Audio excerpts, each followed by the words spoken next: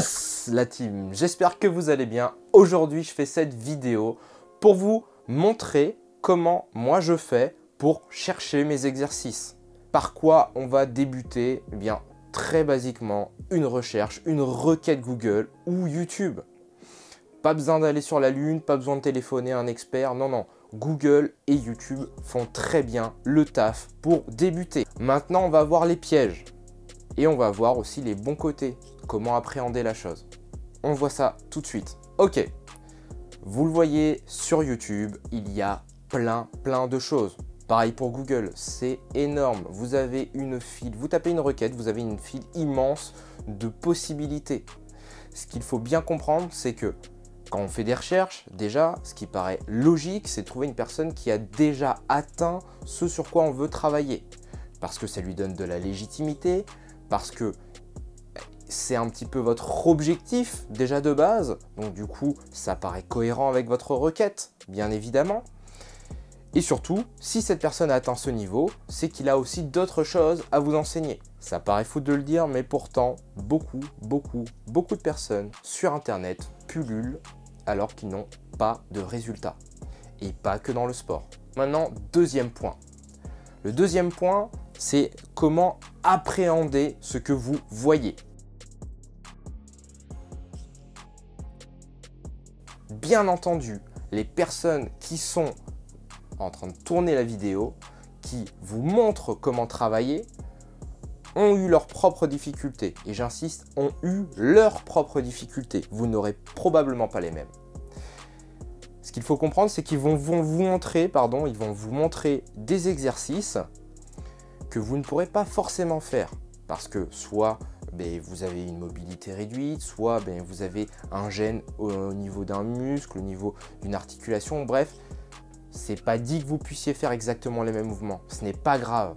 Il y a d'autres contenus qui vont vous permettre d'atteindre le même résultat sans passer par les mêmes exercices. C'est pour ça qu'il faut faire preuve de discernement. Tout n'est pas adapté à tout le monde. Par contre, tout le monde peut potentiellement atteindre l'objectif que vous recherchez. Donc faites preuve de discernement lorsque vous voyez les vidéos. Testez ce que vous voyez avec intelligence. Ne forcez pas, n'y allez pas trop fort. Respectez la progression de votre corps. C'est le message très important que je voulais vous faire passer dans cette vidéo. Votre corps a un niveau de progression qui lui est propre et qui n'est pas identique à celui de votre voisin. Troisième chose, et probablement l'une des plus importantes. Chaque exercice vous est montré d'une manière plus ou moins différente. Intensive, percutante, enfin bref, fort, tout ça. Mais qu'importe, ce que je vous conseille, et ça sera valable dans toute votre vie, c'est de déconstruire l'exercice, de prendre l'exercice et d'y aller en décomposant. Faites-le progressivement, décomposez l'exercice au maximum. Pourquoi? Ça vous permettra de bien appréhender le mouvement, la posture, le groupe ou les groupes musculaires qui sont engagés dans l'exercice, d'avoir un meilleur ressenti global. Et lorsque vous arriverez à bien maîtriser, à bien ressentir le tout, vous pourrez passer à l'étape suivante qui est soit d'augmenter en intensité, soit d'augmenter en poids. Ça, c'est valable pour tout. Tout.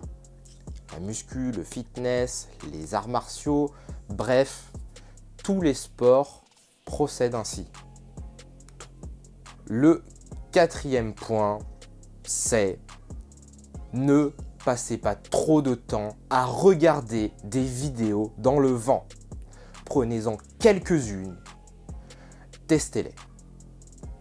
Testez-les et voyez si ça vous convient. Ne restez pas le cul sur une chaise à vous dire « ouais mais non, ça c'est trop dur ». Non, faites-le.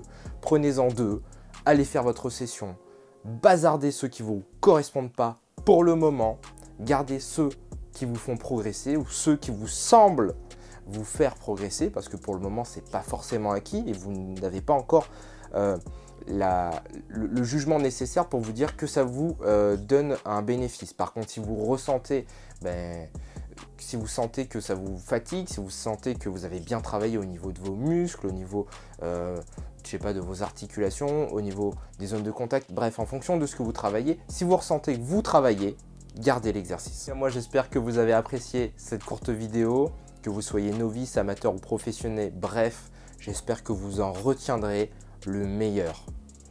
En attendant la prochaine vidéo, je vous invite à vous abonner et activer la cloche de notification.